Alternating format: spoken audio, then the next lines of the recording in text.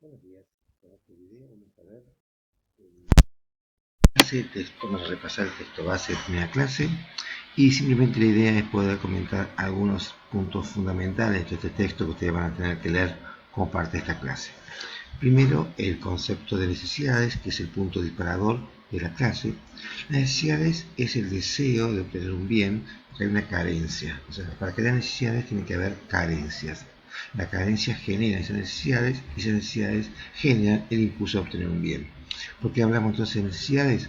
Porque cuando tengamos que hablar de una organización, la organización responde a las necesidades de las personas proveyéndolos de bienes y servicios. Si no hubiera necesidades, no habría bienes, no habría servicios, no habría empresas. Por eso es tan importante entender el concepto de necesidades. Ustedes van a ver en la clase un video de pirámide de necesidades de Maslow, que creo que ya lo han visto en esta materia, pero si no, es interesante que lo puedan ver ahí, donde se explican los diferentes grados de las necesidades. Las necesidades tienen características que las definen muy claramente, son ilimitadas en su número y en su cantidad, es decir, permanentemente tenemos necesidades. Cada instante de nuestra vida generan ciertas carencias de necesidades más básicas, como puede ser respirar, necesitamos el aire para respirar, a necesidades más sofisticadas, como tener un bien muy caro, o por ejemplo necesidades sociales, tener amigos, o necesidades de que la gente me reconozca por algo que yo hago. Eso que está en la pirámide de Maslow nos muestra la cantidad ilimitada de necesidades, pero también son limitadas en sí mismas porque puede ser satisfecha a través de tener algo. Es decir, cuando yo esa necesidad obtengo el bien o el servicio para satisfacerla, ya está limitada, ya deja de existir por un tiempo por lo menos. Recuerden siempre que necesidades son también, vamos a ver ahora, son permanentes porque se van cumpliendo pero van apareciendo nuevamente de una manera muy sencilla. Yo tengo necesidad de alimentarme. Una vez que me alimento, dejo esa necesidad por unas horas. Más adelante voy a tener nuevamente esa misma necesidad. Son concurrentes, no se dan en formas sucesivas. No es que hoy tengo necesidad de alimentarme y después de alimentarme tengo necesidad de respirar. No, son necesidades concurrentes. Mientras estoy alimentándome tengo que respirar. Mientras me estoy alimentando sigo pensando en lo que tengo que estudiar, es decir, necesidades de conocimiento. Cuando estoy enfermo, tengo una enfermedad, tengo una necesidad de salud. Eso no quiere decir que no tenga necesidad de tener amigos. Son concurrentes. También pueden ser sustituidas unas por otras. Son complementarias, integran grupos, es decir, tener algo implica necesidad de otra necesidad. Por ejemplo, tomar un café implica tener una taza, una cucharita, el café, la leche, etc. Y son, como dije al principio, recurrentes. Pasado un tiempo, vuelven a aparecer. Con respecto a la clasificación de necesidades, hay diferentes formas de clasificarlas, por ejemplo, de acuerdo con la economía, hay necesidades económicas o necesidades no económicas. Las necesidades económicas son aquellas que se requieren de dinero para satisfacerlas, y las no económicas son aquellas que no necesitamos hacer ninguna actividad, por ejemplo, dormir, respirar, etc. De acuerdo a su naturaleza, son primarias o secundarias. Primarias, dormir, comer, respirar. Secundarias, no hacen a la sobrevivencia del individuo, sino que mejoran su bienestar. Por ejemplo, vacaciones, televisión, celular, etc. De acuerdo a su carácter social, están las individuales y después están las sociales. Las individuales son las que solamente uno puede satisfacerlo y las sociales son las que se necesita compartir con otros. Van a ver que toda esta clasificación está muy bien representada en el video sobre las necesidades de Maslow. Pero como decía al comienzo del video, las necesidades requieren ser satisfechas. Me genera un impulso, ese impulso me hace un deseo, ese deseo me busca satisfacer las necesidades. Si no hubiera impulso, no hubiera deseo, las necesidades no tienen ningún sentido. Pero al haber un impulso y un deseo, tiene que haber algo que satisfaga esa necesidad. Y ahí aparece el concepto de los bienes. Es decir, la satisfacción de necesidades, tanto materiales como inmateriales, se producen a partir de obtener ciertos elementos que puede ser un bien o un servicio, para lo cual hace falta hacer una actividad productiva. Un bien en general es todo aquel elemento de satisfacción necesidad, por lo cual es requerido, demandado. Esto es lo importante. El bien tiene sentido porque alguien lo necesita, porque responde a esa necesidad. Es decir, el bien comienza a tener un sentido como tal porque alguien lo requiere, pero tiene a la vez un sentido económico porque además de ser requerido tiene un valor, fundamentalmente porque hay un elemento de escasez. Por ejemplo, en nuestra sociedad actual respirar no tiene costo. Por lo tanto, el bien del aire no es un bien económico, pero sí es un bien, porque si no tengo el aire, no puedo satisfacer la necesidad de respirar. O sea, entendamos que el bien no es un objeto en sí mismo, sino que el bien es aquello, el servicio, volviendo al concepto, es aquello que satisface la necesidad. Por supuesto que si yo para poder satisfacer esa necesidad tengo que comprar el bien, tengo que pagar el bien porque tiene un valor, es un bien económico. Bueno, los bienes pueden ser libres, aquellos que abundan de propietarios, o bienes económicos. Por ejemplo, vamos a hacer un ejemplo muy sencillo para diferenciar uno y otro. El agua es un bien libre, es decir, el agua abunda y no tiene propietarios. Podemos discutir mucho y hay mucha discusión en el mundo sobre el tema del agua, pero el agua no tiene propietarios, nadie es dueño del agua.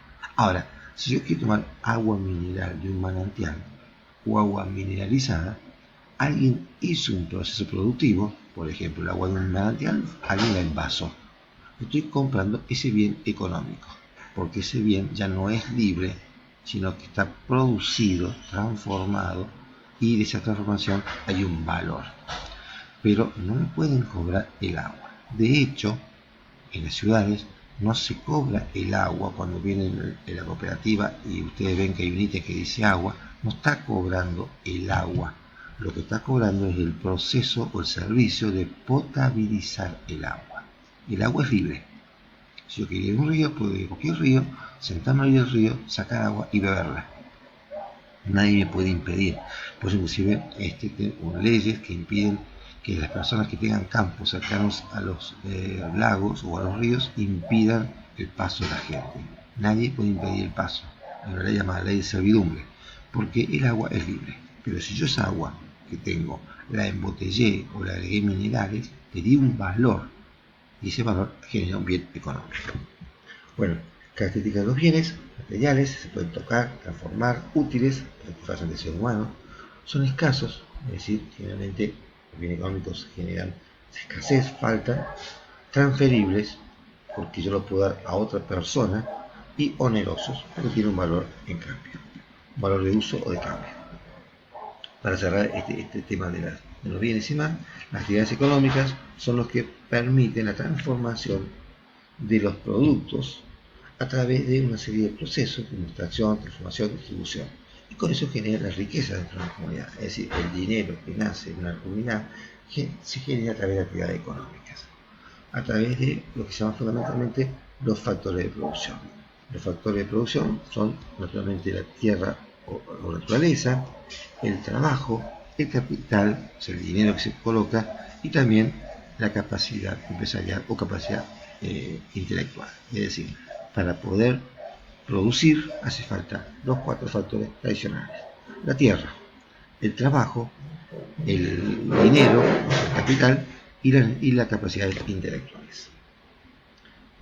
Bueno, con esto terminamos la primera parte de la clase, que se refiere exclusivamente a lo que es los bienes, necesidades, bienes y servicios. Ahora vamos a explicar qué es la organización, un tema que vamos a tocar muy rápidamente porque en la segunda clase profundizaremos el concepto de organización. Pero básicamente una organización, vamos a dar una definición muy puntual: es un sistema social compuesto por individuos que mediante la utilización de recursos desarrolla un sistema de actividades interrelacionadas y coordinadas para el logro de objetivos comunes, dentro de un contexto donde existe una influencia recíproca. Fíjense que esta definición me habla de que la organización es un sistema.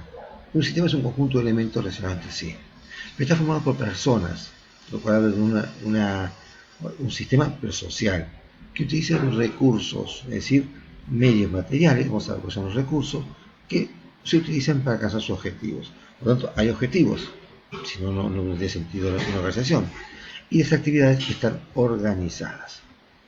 Por último, esta organización se mueve dentro de un medio ambiente que influye en su funcionamiento y a su vez es influido por la organización. Las características, bueno, hay muchas características que podemos ver.